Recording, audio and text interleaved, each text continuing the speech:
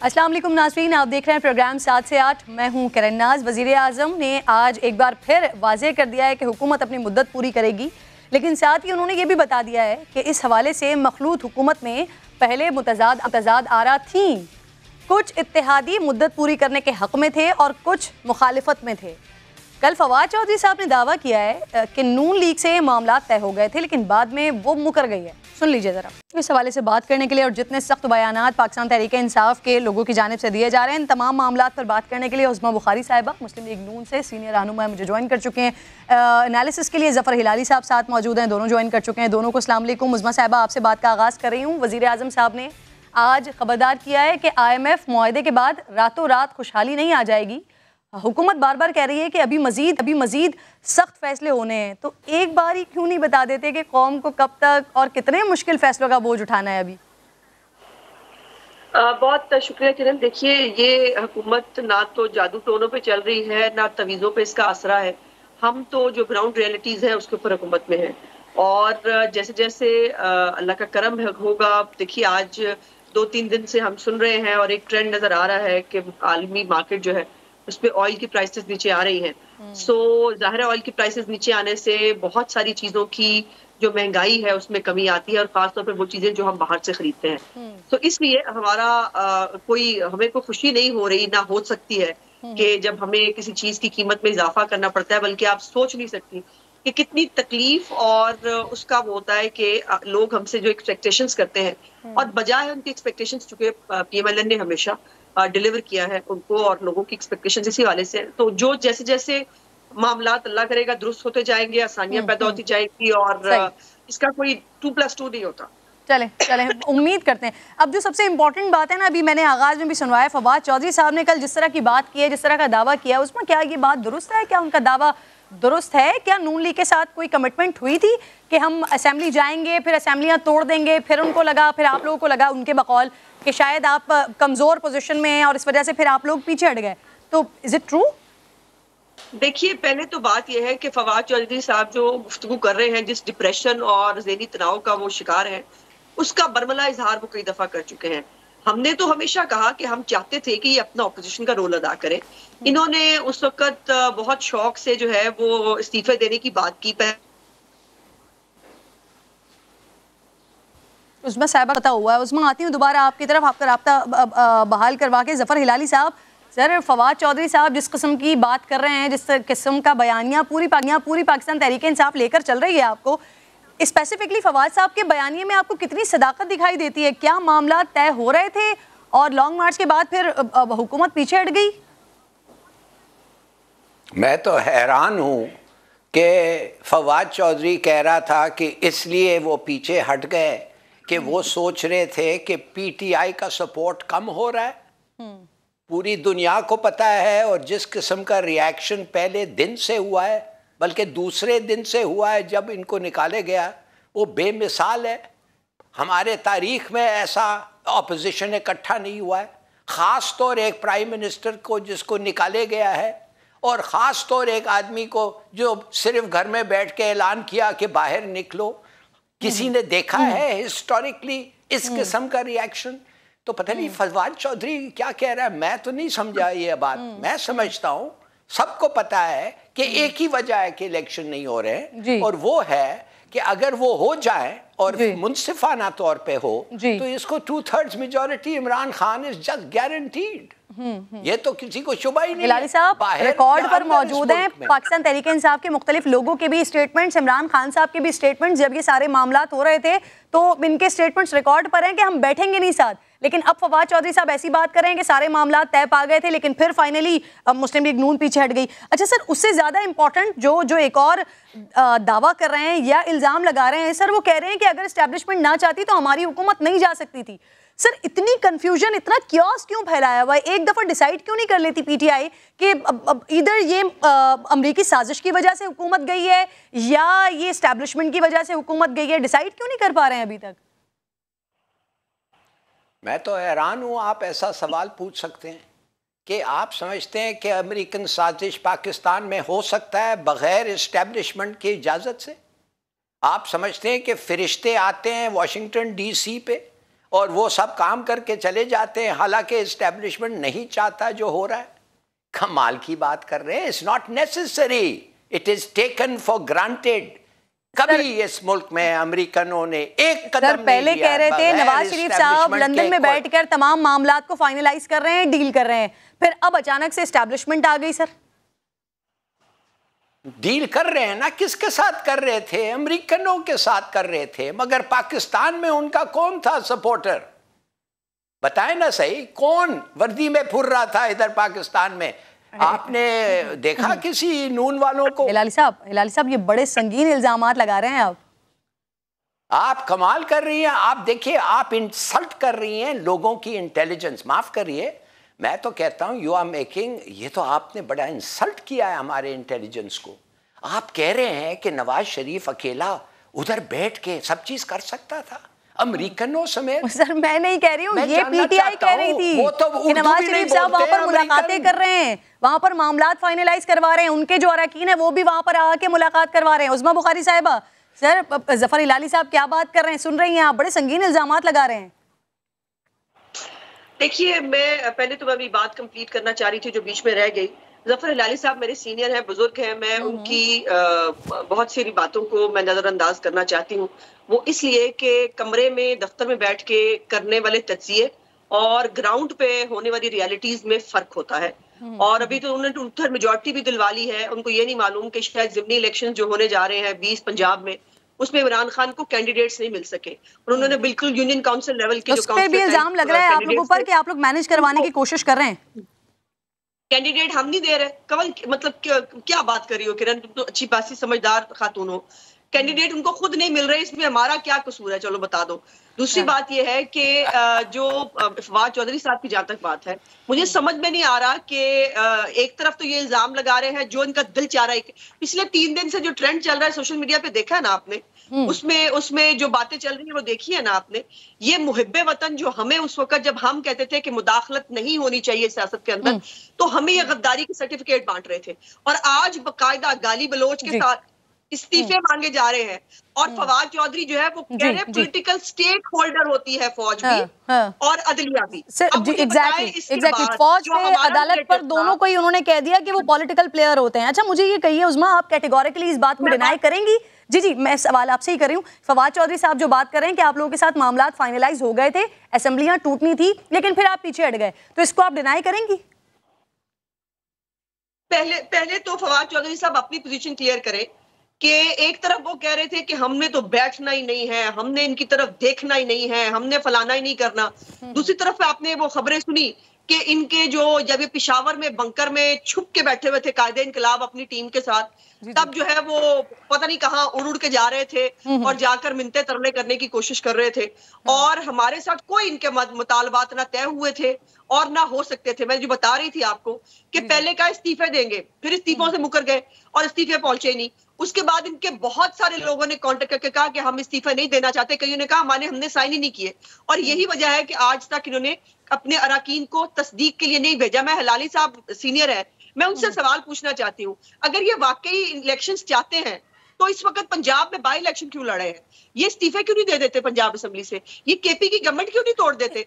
बड़ी आसानी से इनको इलेक्शन मिल जाएगा। आप लोगों के पास ऑप्शन मौजूद है ना, स्पीकर साहब बुला ले इस्तीफों की तस्दीक के लिए। बुलाया है ना?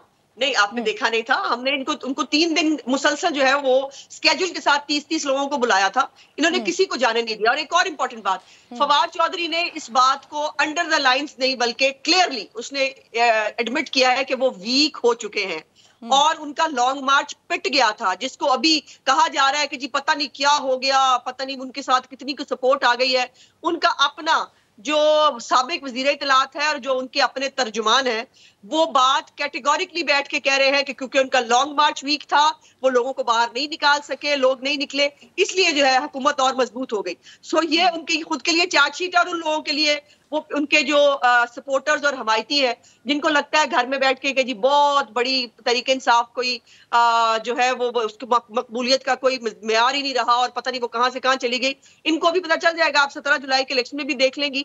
और जैसे मैंने कहा कि जिनको कैंडिडेट नहीं मिल रहे, उन्होंने इलेक्शन क्या लड़ना है और उन्होंने इलेक्शन क्या करना है। जफर हिलाली साहब, उस्मा साहिबा कैटेगोरिकली सर कह रही हैं कि हमारी कोई ऐसी बात और कोई ऐसे मामला नहीं हुए जिसका फवाद चौधरी साहब तस्करा कर रहे हैं। देखिए, मैं फवाद चौधरी की अगर कंफ्यूजन है, और बिल्कुल वो ठीक कह रही है, शुरू में पीटीआई का कंफ्यूजन है, मगर ये मेरा कंसर्न नहीं है। आई डोंट केयर कि उनकी कितनी कंफ्यूजन है और उन्होंने क्या यू टर्न लिया है। मुझे दो चीज़ें पता है कि मुनसिफाना इलेक्शन होने के लिए ये इलेक्शन कमीशन से नहीं हो सकते, और अगर इस इलेक्शन कमीशन को आप निकाल दें तो फिर मैं शर्त देने के लिए तैयार हूँ, मुनसिफाना इलेक्शन में आसानी से इमरान खान 2/3 ले जाएगा। मगर वो अफसोस से कहना पड़ता है कि ये इलेक्शन कमिश्नर, जो खुद इमरान खान हर तकरीर में कहता है ये मैं नहीं मानता, इसके साथ फेयर इलेक्शंस नहीं होते हैं, तो पता नहीं इलेक्शंस करने की क्या बातें हैं। इसका माने ये है कि इलेक्शंस का डेट फिक्स करो और इलेक्शन कमिश्नर को निकालो। ये दोनों चीजें अगर वो देते हैं तो फिर मैं भी कहने के लिए तैयार हूँ। इलेक्शन कमिश्नर को आप उधर छोड़ देंगे, बायस्ड आदमी जिसके खिलाफ कितने लोगों ने टेस्टिफाई किया है, अभी रिक्रूटमेंट हुई है। एक तरफ आप लोग कह रहे हैं, एक तरफ पीटीआई का। जी उस्मा ये बड़ा इंपॉर्टेंट है, मुझे सिर्फ क्वेश्चन लेने दें, मैं आपका बिल्कुल ऐड करती हूँ पॉइंट इसमें। आगे ले जाना चाहती हूँ, इसी बात को मैं आगे ले जाना चाहती हूँ हिलाली साहब की। देखिए, पहली तो बात यह है कि हिलाली साहब का एक अपना बैकग्राउंड है, वो माशाल्लाह उनको मालूम है टेन्योर पोस्ट क्या होती है, और उनको ये मालूम है कि चीफ इलेक्शन कमिश्नर अपॉइंट कैसे होता है और उसको निकाला कैसे जा सकता है। बट क्या ये जरूरी है कि इमरान खान को उसके फायदे में जो फैसले आए उसको वो यस कहे, बाकियों पर वो जो है वो गालियां देना शुरू कर दे? उसको क्या ये जरूरी है कि हर इदारे को धमका कर अपनी मर्जी के फायदे लेने की कोशिश करे तभी इलेक्शन मुनसिफाना होते हैं, वरना नहीं होते? और इस इलेक्शन कमिश्नर को, इनको खुद, जिसको इमरान खान ने खुद अपॉइंट किया है, उनकी एक टेन्योर पोस्ट है, सिर्फ इसलिए कि चूंकि इमरान खान को पसंद नहीं है, उन्होंने डस्के के इलेक्शन को चोरी जो हुआ था उसको उन्होंने सरेआम बता दिया कि वो चोरी कैसे हुआ था, तो वो बहुत गलत हो गए। और वो 7.5 साल से जो फॉरेन फंडिंग का केस पेंडिंग पड़ा है, उस फॉरेन फंडिंग के केस के ऊपर, जिसके ऊपर ये 30 मरतबा जो है वो मुख्तलिफ एप्लीकेशन जो स्टेज ले चुके हैं, उसको जो है वो अगर वो महफूज हो गया, आप किसी महफूज वक्त में उसका फैसला भी आ जाएगा सामने। उस्मा, आपकी बात को आगे बढ़ाने दें, इसी सवाल को लेकर आऊंगी। सर, एक तरफ आप लोग कह रहे हैं कि नवाज शरीफ साहब बगैर एस्टैब्लिशमेंट की इन्वॉल्वमेंट के ये सब कुछ नहीं कर सकते थे, इतनी तनकीद वहां पर हो रही है, इतने ज्यादा इल्जामात लगाए जा रहे हैं, बाकायदा ट्रोलिंग की जा रही है। एक तरफ आप कह रहे हैं कि सिर्फ उन्हीं से ही मुतालबा हो रहा है कि सिर्फ इलेक्शन कमिश्नर को हटा दें, 2/3 मेजोरिटी मिल जाएगी। तो सर, इदारों की पोजीशन बदलने पर एतराज है इमरान खान साहब को? देखिए, बात सीधी सादी है, प्लीज अंडरस्टैंड। इस आदमी का नाम, सिकंदर राजा का नाम खुद इमरान खान ने कहा है, मुझे तो पता ही नहीं था। इसका नाम उसने दिया है, इस्टेब्लिशमेंट ने दिया है, खुद कहता है, कहा है कि नहीं कहा है। अब अगर उस वक्त उसको, तो उस वक्त पता नहीं था ना, वो कोई पता नहीं क्या नजूमी तो नहीं था कि उसको पता चलता कि एक दिन ये आएगा कि ये की अपॉइंटमेंट। वो कह रहा था कि इस वक्त एक नाम दे रहे, मेरा 5 साल का टेन्योर है, मैं एक्सेप्ट करता हूँ इसको, मैं जानता भी नहीं हूँ इसको, मुझे पता भी नहीं है बैकग्राउंड। शेख रशीद भी रेकमेंड कर रहे थे, इमरान खान साहब एक दौरे पर गए हुए थे, वहां पर जाकर उन्होंने कहा था उनकी रिकमेंडेशन पे हुआ है ये। शेख रशीद साहब तो नवाज शरीफ को भी रेकमेंड कर रहे थे, उनके चेहले थे, उनके चमचे थे। आप क्या बात ही कर रही हैं? I don't know how you ask questions. वो छोड़े उस जमाने का शेख रशीद, क्या वो किसके साथ नहीं रहा है और किसके साथ नहीं खिलाफ वर्जी की है। मैं आपको बता रहा हूं कि इस आज भी तो खान साहब के साथ साथ ही है ना हिलाली साहब। एज एन इंडिपेंडेंट एनालिस्ट मुझे इंडिपेंडेंटली इंफॉर्मेशन है इलेक्शन कमीशन वालों से, जो इलेक्शन कमीशन में सीनियर पोस्ट रखे हुए हैं, जो इस वक्त भी हैं, जो कहते उधर नहीं माने रिटायर्ड, वो बताते हैं कि किस किस्म की रिक्रूटमेंट हुई है 500-700 लोगों की, किस बेसिस पे हुई है, क्या उनके लॉयल्टीज हैं, with what purpose in mind. अगर आप ये सुनना नहीं चाहते और कहते हैं ये सिर्फ स्पेक्यूलेशन है और मुझे झूठ बोलना अच्छा लगता है, तो ठीक है, मान ले, मैं कुछ नहीं कहता। सही, मत प्रोग्राम में क्या जरूरत है झूठ सुनना। सही। उस्मा लास्ट कमेंट कर दीजिए प्लीज। हिलाली साहब को ये समझने की जरूरत है कि हर दफा आरटीएस नहीं बिठाया जा सकता, और इमरान खान ने अपने अपने प्यादे जो है मुख्तलिफ जगहों पर सेट करने थे, तभी तो वो कह रहे थे हम 10 साल प्लान पे आए हैं, हम जो है वो जो इनकी कारकर्दगी थी जो इन्होंने पाकिस्तान के हालात कर दिए थे, वो खारजा पॉलिसी के महाज पे हो, वो सियासी महाज पे हो, वो मुआशी महाज पे हो, जहां ये पाकिस्तान को ले गए थे। और आज जिस पाकिस्तान को बचाने की हम कोशिश कर रहे हैं, उसके बाद इमरान खान का जो 10 साल प्लान है, जिसमें ये अपॉइंटमेंट किसी और की बात कर रहे हैं, उन्होंने किसी और अपॉइंटमेंट की भी बात की थी अलाली साहब, वो आपको मेरा ख्याल है पता होनी चाहिए। और इनके अपने इत्तेहादी जो है वो कह रहे थे कि इनके पैम्पर बदले जा रहे थे, तो वो जो अब जिनके पैम्पर बदले जा रहे थे, जिनके पल्ले कुछ नहीं था, ना जिनकी पार्टी जो है वो किसी जगह मौजूद थी, अगर अब तमाम इदारे अपनी अपनी डोमेन में रह के काम करना चाहते हैं, ये आदमी बार बार खिलाफ वर्जी कर रहा है आइन की। मैं आखिरी बड़ी बात कह रही हूँ, ये इमरान खान आईने पाकिस्तान की खिलाफ वर्जी कर रहा है, गद्दारी कर रहा है। जो चाहता है कि अदलिया पॉलिटिसाइज हो, वो पॉलिटिक्स में इंटरफेयर करे। जो चाहता है कि फौज इंटरफेयर करे। जी, बिल्कुल सही, बिल्कुल सही। आपका मुकम्मल पॉइंट आ गया Usma. Thank you so much. बात मौजूद थी ज़फ़र इलाही साहब, आपकी शुक्रगुजार हूँ, आप भी साथ मौजूद थे। नेक्स्ट टॉपिक की जानिब जा रही हूँ नाज़रीन। गुज़िश्ता रोज़ कौमी सलामती पार्लिमानी कमेटी के इजलास में तय हो गया है कि कलदम तहरीक तालिबान पाकिस्तान के साथ मुज़ाकरात का अमल तमाम अरकान पार्लियामेंट को एतमाद में लेने के बाद आगे बढ़ाया जाएगा। लेफ्टिनेंट जनरल रज़ा मोहम्मद डिफेंस एनालिस्ट हैं, मुझे प्रोग्राम में ज्वाइन कर चुके हैं, इनको भी खुशामदीद कहती हूँ। तो ये सारे मामला तय हो गए हैं, हतमी फैसला भी पार्लियामेंट की मंजूरी से किया जाएगा। इन कैमरा इजलास में वज़ीर आज़म तमाम अरकान को ऑन बोर्ड लेंगे। हाल ही में KPK से अमायदीन का एक जरगा भी अफगानिस्तान भेजा गया है। क्या मौजूदा हुकूमत की सबसे बड़ी इत्तेहादी जमात पीपल्स पार्टी इन मुज़ाकरात की हिमायत करेगी? मेरे साथ इस वक्त मौजूद हैं, इनसे बात करती हूँ। बहुत शुक्रिया सर आपका। सर सबसे पहले तो ये मुझे बता दीजिए कि गुज़िश्ता रोज़ कौमी सलामती पार्लिमानी कमेटी के इजलास में तय हो गया है कि कलदम तहरीक तालिबान पाकिस्तान के साथ मुज़ाकरात का अमल तमाम अरकान पार्लियामेंट को एतमाद में लेने के बाद आगे बढ़ाया जाएगा। मुज़ाकरात अभी किस फेज़ में हैं और कामयाबी के कितने फ़ीसद चांसेस हैं? जी, बिस्मिल्लाहिर्रहमानिर्रहीम।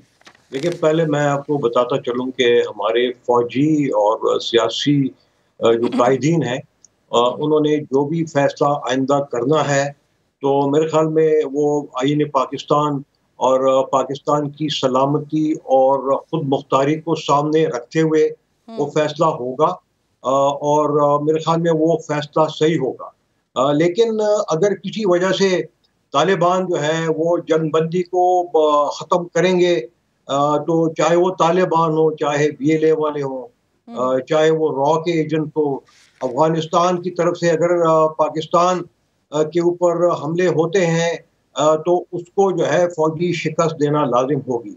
अच्छा, ये बताता चलूं कि देखिए, हमारी जो अमन की कोशिश है, उसको जो है कमज़ोरी हरगिज़ नहीं समझना चाहिए, लेकिन अमन को मेरे ख्याल में एक मौका ज़रूर देना चाहिए। इसमें बहुत सारी जो रिस्पॉन्सिबिलिटी है वो अफगान हुकूमत के ज़िम्मे होगी कि ना सिर्फ वो उसको फैसिलिटेट करें, क्या तालिबान सर मुआवजा अदा करने और कैदियों की रिहाई के मुतालबात भी कर रहे हैं? रज़ा साहब जी, मैं आपसे पूछ रही हूँ कि मुआवजों की अदायगी के हवाले से और कैदियों की रिहाई के हवाले से भी मुतालबात कर रहे हैं? हाँ, देखिए, वो तो जो उनके मुतालबात हैं ना, उसको तो अभी किसी ने मंजूर नहीं किया, और दरअसल मुतालबात तो पाकिस्तान को करना चाहिए, और वो हमारे मुतालबात ये होने चाहिए कि ये TPP वाले तो सारे पाकिस्तानी शहरी हैं, और ये तो नाजायज़ तौर पर अफगानिस्तान में बैठे हैं, ना उन्होंने कोई पासपोर्ट इस्तेमाल किया, ना कोई वीज़ा इस्तेमाल किया। यहाँ पर हमारी अदालतों में उनके खिलाफ बहुत सारी केसेस हैं, लिहाजा अफगान हुकूमत को चाहिए कि इनको हमारे हवाले करें, ताकि वो उनके ऊपर केस चले, और अगर वो बरी होते हैं तो वो आके पाकिस्तान के आईन को तस्लीम करें सर, और यहाँ पे अमन क्या की अफगान हुकूमत से बाज़ाब्ता तौर पर इस तरह का कोई मुतालबा किया है? रज़ा साहब जी, मैं पूछ रही हूँ आपसे, बाज़ाब्ता तौर पर इस तरह का कोई मुतालबा किया गया है अफगान हुकूमत से? देखिए, बाज़ाब्ता तौर पर पता नहीं ये मुतालबे हुए या नहीं हुए, मुझे इसका इल्म नहीं है, लेकिन मैं समझता हूँ कि मुतालबात हमारी तरफ से होने चाहिए, और ये मेरे ख्याल में ना सिर्फ हुकूमत के मुतालबात होंगे, बल्कि मेरे ख्याल में पाकिस्तानी अवाम के मुतालबे होंगे, खुसूसन अगर इनमें कोई ऐसे दहशतगर्द मौजूद हैं जो कि APS के सानहे में शामिल थे, तो उनको तो किसी तरह की माफ़ी मिलनी जो है वो नामुमकिन है। उनको अफवाज पाकिस्तान ने मेरे ख्याल में काफ़ी लोगों को जो है उनको सजा दे दी थी, कुछ शायद उनके बाकियात रहते होंगे, उनको तो जरूर मेरे ख्याल में अफगान हुकूमत को वापस करना चाहिए। बिल्कुल ठीक है sir, thank you very much, बहुत शुक्रिया आप साथ मौजूद थे। रजा साहब, खेल साहब मुझे ब्रेक के बाद ज्वाइन करेंगे। वे पाकिस्तान पीपल्स पार्टी को इस मामला पर कुछ तहफ़्फ़ुज़ात थे, अब क्या करेंगे, हिमायत करेंगे या नहीं करेंगे, उन्हीं से बात करेंगे ब्रेक के बाद।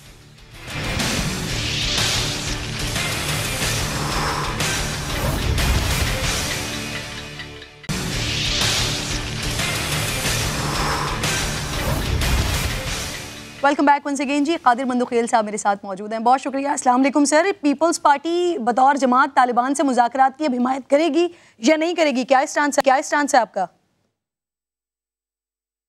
देखिए, अगर पूरा पाकिस्तान एक पेज पे है, हमारी कौमी सलामती की जो इदारे हैं, हमारी पॉलिटिकल पार्टीज़ है, अगर ये सब एक साथ है और पीपल्स पार्टी ने यकीनन पीपल्स पार्टी को खदशात इस हवाले से रहे हैं जो हमारी कायद बीबी शहीद को हमसे जुदा कर दिए, जहाँ APS स्कूल पे हमला किए, जहाँ कोयटा में 60 से ज़्यादा जो वकला को शहीद किया गया, जहाँ NP के रहनुमाओं का और जहाँ हमारे सिविलियन और फौजी और पुलिस की जो शहादतें हुई, इस हवाले से ज़रूर हमारे खदशात थे।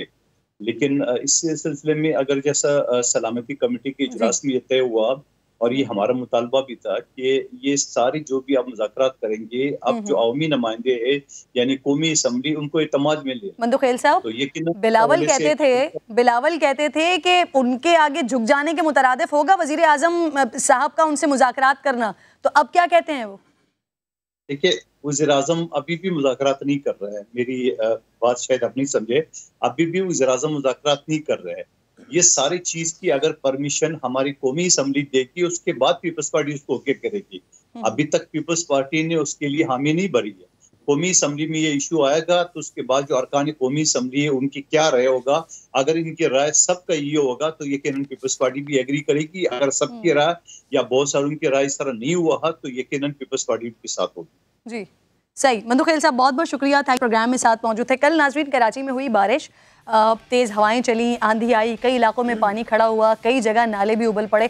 और जो पिछले 2 साल पहले जो बारिश हुई थी ना, उसके बाद कराची वाला ज़रा डर जाता है जब भी बारिश होती है। लेकिन जहाँ अब हम तनकीद यहाँ पर बैठ के, वहाँ जब कभी अच्छी कारकर्दगी हो तो उसे सराहना भी चाहिए। रात भर आप तमाम लोगों ने देखा होगा, मुर्तज़ा वहाब साहब हमें सड़कों पर काम करते हुए दिखाई दिए और सुबह फिर इसका रिजल्ट भी मिला, कहीं पानी नज़र नहीं आया। अब इसकी वजह कम बारिश थी या इंतज़ामिया की कारकर्दगी थी? रात भर हमने सड़क पर देखा और अब हम अपने स्टूडियो में देख रहे हैं। मुर्तज़ा वहाब साहब मुझे ज्वाइन कर चुके हैं, थैंक यू वेरी मच। अस्सलाम वालेकुम। वालेकुम अस्सलाम। क्या हुआ, बारिश कम हुई या कारकर्दगी इतनी अच्छी हुई? तारिक रोड, सरजानी, शादमान, कई इलाकों में पानी खड़ा हुआ, तो इस बार क्या हुआ? क्या फिर किसी ने बोरियां डाल दी थी या सफाई वक्त पर नहीं हुई थी, हुआ क्या था? पहले तो मैं आपका शुक्रगुजार हूँ कि आपने ऑब्जेक्टिव बात की कि बिल्कुल बारिश होगी, पानी आएगा, बट इंतज़ामिया काम होता है कि उसकी निकासी को यकीनी बनाए। तो बात आपने दुरुस्त की कि तारिक रोड पर पानी जमा हुआ और ठीक ठाक पानी जमा हुआ, लेकिन उसकी निकासी को फिर यकीनी बनाया गया। कोई आधे घंटे की दिक्कत हुई लेकिन पानी निकल गया। उसकी बुनियादी वजह किरण ये थी कि जो शारा कायदीन का नाला है उसका जो इनलेट है पानी का वो थोड़ा सा छोटा है और सिर्फ 2 इनलेट्स हैं। तो नेचुरली जिस रवानी के साथ बारिश हुई थी 35-40 मिनट, उसके लिए वो काफ़ी नहीं थी जगह पानी जाने के लिए। तो शायद उसमें आप ये कह सकते हैं कि वो 2 इनलेट नहीं होने चाहिए थे, शायद 6 इनलेट होते तो और तेज़ी से पानी चले जाता, लेकिन हमने मेक श्योर किया कि पानी चले जाए। दूसरी दुश्वारी हमको आई MA जिन्ना रोड पे, जहाँ पर ये जो सोल्जर बाज़ार नाला है, ये गार्डन के मकाम पे जहाँ पे पुलिस का हेडक्वार्टर है, माजी में वहाँ पर सिक्योरिटी वजूहात की बिना पर एक बड़ी दीवार कंस्ट्रक्ट कर दी गई थी, जिसकी वजह से वो नाला ब्लॉक हो रहा था। उसके जो 5 इनलेट्स हैं वो चल नहीं रहे थे। नतीजा ये हुआ कि पानी ब्लॉक हुआ, एक स्पिल ओवर इफेक्ट हुआ जो कि अंकल सरिया साइड से होता हुआ MA जिन्ना रोड पर चला गया। लोगों को दिक्कत हुई, दुश्वारी हुई, लेकिन रात भर हमने वहाँ पर काम करवाया और पानी फिर वहाँ से निकल गया। और आज एज वी स्पीक वो दीवार के मसले को भी हम रिजॉल्व कर रहे हैं। मेरी पुलिस हुकाम से बात हुई कि जी हम दीवार को गिरा के यहाँ पे नाले को ठीक करना चाहते हैं। They've been very supportive. इसी तरीके से शादमान का जो नाला है वहाँ पे एक स्पिल ओवर इफेक्ट आया और बिल्कुल उसकी भी वजह ये कि नाला बहुत छोटा सा है और जो पानी का इम्पैक्ट था बड़ा तेज़ था, जिसकी वजह से सखी हसन के अतराफ में कुछ दिक्कत हुई, लेकिन अगेन इंतज़ामिया ने वो काम किया। इसी तरह आपको याद होगा किरण, चुनरी का रोड पर हर साल पानी जमा होता था, अब की बार वहाँ पानी चलिए 2 साल पहले नहीं जमा हुआ वहाँ पे। आप खारदर वजीर मेंशन की साइड पर चले जाएं, वहाँ पर पानी नहीं जमा हुआ। गुलबाई की साइड पे चले जाएं, वहाँ पानी जमा नहीं हुआ। हर साल केडीए चौरंगी पे और नागन चौरंगी पे लोग वीडियोस बनाते थे, मजाक उड़ाते थे। अब की बार आपने देखा कि वहाँ हमने जो ड्रेन डाली उसका इम्पैक्ट हुआ। शारे फैसल हो, गुलिस्तानी जफर सोसाइटी हो, यूसुफ गोट हो, उस तरह का इम्पैक्ट नहीं हुआ। अब मैं कोई टॉल क्लेम्स नहीं करना चाहूँगा, लेकिन मैं ये ज़रूर कहना चाहूँगा, मैं बार बार कहा है कि जो इदारे हैं वो हद्दुल इम्कान कोशिश कर रहे हैं कि लोगों को रिलीफ दी जा सके। और आप देखेंगे कि जो भी दिक्कत होगी आपको इदारे ऑन ग्राउंड नजर आएंगे, चाहे वो केएमसी है, चाहे वो डीएमसी है, सॉलिड वेस्ट है, तमाम इदारे मिलकर काम करेंगे। हमारे पास जो सबसे बड़ा मसला है ना वो है बड़े नाले।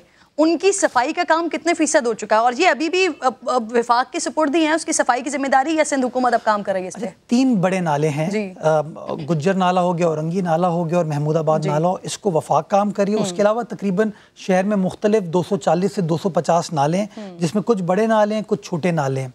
माजी में किरण होता ये था कि डीएमसी कहती थी ये केएमसी की जिम्मेदारी है, केएमसी कहती थी ये सॉलिड वेस्ट की जिम्मेदारी है, और वो एक दूसरे के ऊपर ब्लेम गेम होता था। और दूसरा होता ये था कि नाला साफ करने का जो काम दिया जाता था, तो लेट से मेरे पास काम है तो मैं कहता मैंने नाला साफ कर दिया था, बाद में कचरा उसमें डाल दिया गया। अब की बार हमने तब्दीली ये की उसके अंदर कि हमने एक बार का कॉन्ट्रैक्ट नहीं दिया, हमने 3 महीने का कॉन्ट्रैक्ट दिया। हमने कहा 3 महीने तक नालों को लुक आफ्टर करना उसी कॉन्ट्रैक्टर की जिम्मेदारी होगी, ताकि कल को ये कोई ना कह सके कि मैंने साफ कर दिया तो उसके बाद कचरा कहाँ से है। तो उससे मैं समझता हूँ एक अच्छा इम्पैक्ट आया। लेकिन हैविंग सेड दैट, कुछ नशेबी एरियाज थे जहाँ पर पानी आया, पानी जमा हुआ, लेकिन वहाँ पे इंतजामिया पहुंची और पानी की निकासी को यकीनी बनाया गया। मुझे तो किसी ने ये भी बताया कि कल रात को आपने डीसी को सोते में से उठा दिया और फिर काम पर लगाया, ऐसा हुआ? मैं समझता सारे डीसी साहिबान जितने भी इंतजामिया के लोग सब के सब काम कर रहे थे। मैं खुद किरण सुबह 5 बजे तक अफसरान के साथ मौजूद था। लास्ट जगह हमारी जो फलक नवाज का मकाम है वो हमने सुबह 6:30 बजे क्लियर की है, बिकॉज वो एक जगह पे पानी जमा हो गया था। तो अगेन केएमसी का अमला वहाँ पर मौजूद था, केडीए का अमला, वाटर बोर्ड का अमला वहाँ मौजूद था, उन्होंने काम किया। तो यही आवाम को हम कह सकते हैं कि जहाँ दिक्कत आएगी, प्रॉब्लम आएगी, अभी जैसी होती है, जैसी 2 साल पहले मैं बार बार तस्करा कर रही हूँ, वैसी अभी नहीं थी। 30-40 मिनट्स की बारिश थी, लेकिन फिर भी वो वाला सिलसिला नहीं था। अब जो महकमा मौसमियात कह रहा है 2 या 3 जुलाई फिर ये मानसून का स्पेल आने वाला है कराची में, तो इससे इस स्पेल के लिए ये जो कारकर्दगी आपने रखी, इसको बरकरार रख सकेंगे? इसकी तैयारी है मुकम्मल? इसमें देखिए 2-3 अभी हम जो गलतियां हम सीख रहे हैं, जैसे मैंने आपको गार्डन का बताया कि सोल्जर बाजार पे, वो हमने रिजॉल्व कर दिया। इसी तरीके से गुज्जर नाले में या औरंगी नाले में जो उन्होंने स्पिलवेज कुछ डैम्स क्रिएट किए थे ताकि पानी की निकासी एक चैनल के जरिए हो सके, क्योंकि कंस्ट्रक्शन इस वक्त चल रही है, वो अभी तक कंस्ट्रक्शन कंप्लीट नहीं हो पाई। तो आज मेरी पीसीआईसी हुकाम से बात हुई, सुबह एक विजिट भी हुआ था, तो हमने फैसला किया है कि वहाँ पे जो ब्लॉकेजेस हैं जो हमने खुद क्रिएट की थी कंस्ट्रक्शन के लिए, उनको रिमूव कर दिया जाएगा और 3 जुलाई से पहले कर दिया जाएगा, ताकि पानी का जो मूवमेंट है उसके अंदर कोई इम्पेडिमेंट ना हो। कोशिश कर रहे हैं किरण जो कुछ भी कर सके लोगों को रिलीफ देने के लिए, कराची वालों के लिए। एब्सोल्युटली, कराची वालों की तरफ से, पूरे कराची की तर्जुमानी करते हुए मैं शुक्रिया अदा करती हूँ आपका कि आपने कल जो कुछ किया और जो अब स्पेल आने वाला है उसके लिए भी इसी तरह की आप अब ये कंसिस्टेंसी बरकरार है। Thank you very much for coming. एक छोटा सा ब्रेक ले रही हूँ, वापस आती हूँ। बाबर गौरी साहब प्रोग्राम में साथ मौजूद हैं।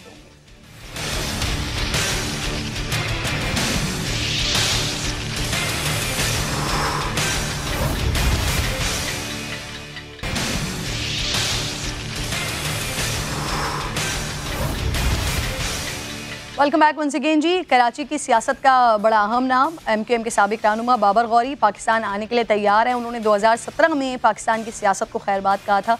अब वो कराची क्यों आ रहे हैं? क्या वो कराची की सियासत में हिस्सा लेंगे और कब तक पाकिस्तान आने का इरादा रखते हैं? प्रोग्राम में मेरे साथ ही मौजूद हैं। Thank you very much. अस्सलाम वालेकुम बाबर साहब। जी वालेकुम सलाम किरण, कैसी है? बिल्कुल ठीक, अल्लाह का शुक्र। बाबर साहब, आज गालिबन आपने कराची आ जाना था, तशरीफ ले आना था, और आप अभी तक वहीं हैं जहां पर आप थे, तो क्या मौखर कर दिया आपने अपना इरादा? नहीं, मैंने कोई अपना इरादा मौखर नहीं किया है। और ये डेट्स पता नहीं मीडिया ने शुरू की थी कि मैं आज आ रहा हूँ। मैंने कहा था मैं जब आऊंगा मैं डेट बताऊंगा, और एक टेंटेटिव डेट जरूर रखी थी, लेकिन वो फाइनल नहीं थी। और मैं मतलब फाइनली प्रोग्राम था मेरा, लेकिन जो माहौल क्रिएट किया गया, हो सकता है मैं आज भी आ जाता, लेकिन मतलब मुझे समझ में नहीं आ रहा कि क्या मेरा ये कसूर है कि मैं अपने वतन आना चाहता हूँ? क्या मेरा ये कसूर है कि मैं अपने जो इल्जामात मुझ पे लगे उसको फेस करना चाहता हूँ? क्या मेरा ये कसूर है कि मैं अपनी अदलिया के आगे सरेंडर करना चाहता हूँ, ताकि अगर कोई मैंने गलत किया है तो मुझे सजा मिले? और अगर मैंने कुछ नहीं किया तो मैं बेगुनाही साबित हो। तो ये तो अच्छी बात है कि मैं अपने वतन आ रहा हूँ और अपने कानून की जो एहतराम कर रहा हूँ और उसकी पासदारी कर रहा हूँ। कब तक आ रहे हैं वो टेंटेटिव डेट बता देंगे मुझे? अच्छा, पहले तो मैंने अपनी बात शुरू से डॉक्टर फारूक सत्तार हमारे जो भाई हैं और आसिफ जरदारी साहब जो हमारे एक्स प्रेसिडेंट हैं, उनकी वालिदा उनकी इंतकाल पर दोनों की, तो उन दोनों से मैं बहुत बहुत ताज़ियत करता हूँ। अल्लाह सबकी वालिदाओं को परवरदिगार सलामत रखे और जो चली गई हैं उनकी मग़फ़िरत फरमाए। सर मुझे बता दें कब तक, अब नई तारीख बता देना, कब तक इरादा है आपका आने का? किरण, मेरी वजह थी वो यही हो गई है और वो बीमार रहती है। मैंने कहा कि अपनी कोई भी रुकावट हो इंशाल्लाह मैं उसको अबूर कर, मैं डेट इंशाल्लाह मैं जल्दी डिसाइड करके जरूर आपको बताऊंगा और बहुत जल्द बताना आऊंगा, बहुत जल्द आऊंगा। सर बकर ईद से पहले आएंगे या उसके बाद आएंगे, ये तो बता दें। तो तारीख कौन सी तारीख को बकर ईद? सर 10 जुलाई को। अच्छा, हाँ, मैं एक और कोर्ट के अंदर मैं अपनी पिटीशन, क्योंकि अब ये नई चीजें कुछ आई हैं, उसके हवाले से वकील ने आज वो पिटीशन फाइल करने के लिए तैयारी कर रहे हैं। तो जैसी कोर्ट की इजाजत मिलेगी मैं पहली फ्लाइट से इंशाल्लाह आ जाऊंगा। सही। अच्छा, कल से खबरें आ रही हैं सौलत मिर्जा के बयान की रोशनी में नए मुकदमात कायम करने का फैसला किया गया है जिसमें आपकी गिरफ्तारी भी हो सकती है, तो क्या यही वजह है कि आपके आने में ताखीर हो रही है? नहीं, देखें, गिरफ्तारी का कोई इशू नहीं है, गिरफ्तार करें जरूर। मैं तो बता रहा हूँ ना, मैं जब आ जाऊं तो मैं वहीं पे हूँ। आपने कोई पूछगछ करनी है या कोई बात करनी है, आपको मैंने JIT की रिपोर्ट भेजी है 2016 में। JIT ने मुझे क्लीन चिट दी है, ये डॉन में छपी थी 1 जनवरी 2016 को। इम्तियाज अली साहब हैं, उन्होंने ये की थी डॉन में और उसमें क्लियर था। तो अब ना किसी ने बात की। मैं उसके बाद MLA रहा हूँ, 10 सेनेटर रहा हूँ, फिर क्रिमिनल एक्टिविटीज थोड़ी करता। मैं तो इस मुल्क की खिदमत की और मेरे दौर में जितने काम हुए मैं चैलेंज करता हूँ कि इस काम वो पाकिस्तान की 75 साल तारीख में नहीं हुए। 2.1 बिलियन हम मिनिस्ट्री में काम कर रहे थे। हाँ। तो जो कि आपने मुर्तज़ा से इंटरव्यू आप उसके मुर्तज़ा से कितना मैंने कराची के इंफ्रास्ट्रक्चर पे हमने इन्वेस्टमेंट की थी फेडरल गवर्नमेंट की। आप आ जाएं, एक और प्रोग्राम फिर साथ ही रख लेंगे ना। आप ये बताएं MKM पाकिस्तान से राब्ते में है इस वक्त और वापस आकर कराची में क्या रोल अदा करेंगे? ये लोग कौन है? सब ये हमारे लोग हैं ना, इन्हीं के साथ तो हमारी जिंदगी गुजरी है। तो MKM पाकिस्तान हो, PSP हो, सारे हो, मुख्तलिफ ग्रुप बन गए। और जहां मुझे, अगर मैंने देखा, फिलहाल तो मेरा इरादा नहीं है क्योंकि पॉलिटिक्स बहुत गंदी हो गई है, लेकिन अगर कोई खिदमत का किसी ने कोई अप्रोच किया, मैं सोचूंगा कि मैं कुछ कर सकता हूँ अपने मुल्क के लिए, वतन के लिए, शहर के लिए। जी, अभी तक किसी ने अप्रोच नहीं किया MKM पाकिस्तान ने या पाक सरजमीन पार्टी ने, या इनफैक्ट फारूक सत्तार साहब ने, क्योंकि वो कह रहे हैं कि वो पार्टी के सीनियर लोगों से राब्ते में है, तो उन्होंने राब्ता किया आपसे? नहीं, मेरा किसी से सियासी राब्ता नहीं है। वैसे दोस्तियों में सबसे राब्ता भाई हैं जिनके साथ जिंदगियां गुजरी हैं, लेकिन सियासत के हवाले से मेरी किसी से कोई बात नहीं हुई। लेकिन मैं सबका एहतराम करता हूँ, सबको एक दूसरे का एहतराम भी करना चाहिए। अच्छा बाबर साहब, आपकी कराची आने की एक वजह आपकी कोई बिजनेस डील वगैरह भी है? किसी बिजनेस के सिलसिले में आना चाह रहे हैं आप? बिजनेस किसका? बिजनेस डील होती तो बाहर भी मीटिंग कर सकता है आदमी। मैं अपनी बताया आपको, वालिदा मेरी बीमार है, मैं उस हवाले से आना चाहता हूँ। मेरी अपनी भी कुछ प्रॉब्लम हो गई है सेहत के हवाले से, किडनी के हवाले से, तो मैं चाहता हूँ कि अपने वतन में आऊँ। और वतन में आने का मतलब थोड़ी होता है कि आप वतन वापस आ रहे हैं तो कोई बिजनेस डील है या आप सियासत के लिए आ रहे हैं। आप पाकिस्तानी हैं, आप जब दिल चाहे आए, जब दिल चाहे जाए, हमारा आइन हमें इजाजत देता है। तो अगर कोई इल्जाम है, किसी ने कोई बात करनी है, कोई चार्जेस हैं, उसके लिए आपको कानून के सामने पेश होना चाहिए। मैं तो पेश होना चाहता हूँ। लेकिन रुकावटें आती है, कौन आता है? हाँ सर, वैसे अगर गिरफ्तारी का कोई खौफ नहीं है, आप कह रहे हैं आप तो अदलिया के सामने, पुलिस के सामने सरेंडर कर रहे हैं कि आपसे पूछें, आए, पूछगछ करें, तो फिर सर ये आने में आपकी ताखीर क्यों हुई? मैं जल्दी आऊंगा ना, बताया आपको, इंशाल्लाह बहुत जल्द आपसे मुलाकात होगी। आपके वहाँ स्टूडियो में बैठ के प्रोग्राम करेंगे। 5 साल बाद आ रहे हैं गालिबन आप, 2017 से गए। तो 5 साल नहीं, ज्यादा होगा, 2015 से, सॉरी। जी। और मैं जब 15 में निकला हूँ, मैं हर साल जाता था, मेरे बच्चे अमेरिका में थे, और बल्कि मैं पॉलिटिक्स में भी जब आया था तो अमेरिका से ही आया था। मैं जब मिलने गया था तो मेरे पीछे कोई केस नहीं था। ये सारे केस जब मैं 2015 में, मार्च 2015 में से निकला, वो पीछे सारी चीजें शुरू हुई हैं। और अल्लाह बेहतर जानता है किसका क्या मकसद था, लेकिन अल्हम्दुलिल्लाह हाई कोर्ट ने वो केपीडी वाला केस जो है उसको खत्म किया है। इंशाल्लाह वो उसके अंदर भी वो बेहतरी आएगी। जो भी हो मेरा जमीर सेटिस्फाई है, जब भी तो मैं आ रहा हूँ। अगर मैं चोर डाकू होता या जो जो इल्जाम मुझ पे लगे तो मैं वापस क्यों आता? मैं तो फिर भाग गया ना। लोग कहते भाग गए, अब वापस आ रहे हैं तो कह रहे रुक जाओ। ये समझ में नहीं आता, ये क्या मंतक है? अच्छा, ये कौन कौन रोकना चाह रहा है आपको? मुझे नहीं पता, ये तो आपको पता होगा। आपसे किसने चलवाया ये सारा माहौल कल रात को जो बनाया गया है और अजीब इल्जाम लगाया? और मुझे अफसोस होता है, इंसान तोहमत ना लगाए, पहले देखे और जिम्मेदारी से। मैं तो आपको ही लेकर बैठी हूँ ताकि आपसे ही पूछ सकूं। नहीं, मैं तो आपको दे रहा हूँ। आप माशाल्लाह अच्छा किया आपने। कल मैं एक और प्रोग्राम में भी हमने ये सारी बातें कहा। बिल्कुल, मैं तो आपसे कह रहा हूँ कि भाई तैयार हूँ, मैं आ जाऊँ, कोई ऐसा मसला नहीं है। हरासमेंट की जरूरत नहीं है, आप आ जाए वतन। अगर किसी ने बुलाएगा मैं जाऊंगा। बाबर साहब, इशरतुल इबाद साहब से कोई राब्ता है? कोई पुराने जितने भी आप लोग सियासी वर्कर्स एक साथ जिन लोगों ने काम किया, उनके साथ मिलकर कराची में कोई मूव की इरादा रखते हैं, सियासी मूव का? नहीं किरण, मैंने आपको बताया मेरा सबसे राब्ते हैं। जो राब्ता रखता है उससे राब्ते हैं। जो मोहब्बत करता है उसको मैं भी मोहब्बत देता हूँ। इशरत भाई हमारे बड़े हैं, उनसे भी हमारे मोहब्बत का राब्ता है। उनसे भी फोन पे बात हुई है कई दफा, लेकिन कोई सियासी बात नहीं हुई, ना उन्होंने की, ना मैंने की, ना कोई हमारा इरादा है, ना हम इन चीजों में अभी फिलहाल पढ़ना चाहते हैं। सही। बाबर कौरी साहब, thank you very much sir, आपने टाइम दिया। प्रोग्राम हो गया है। नाजरीन से इंशाल्लाह पीर को मुलाकात होगी। अपना ख्याल रखिए। अल्लाह ने की बात।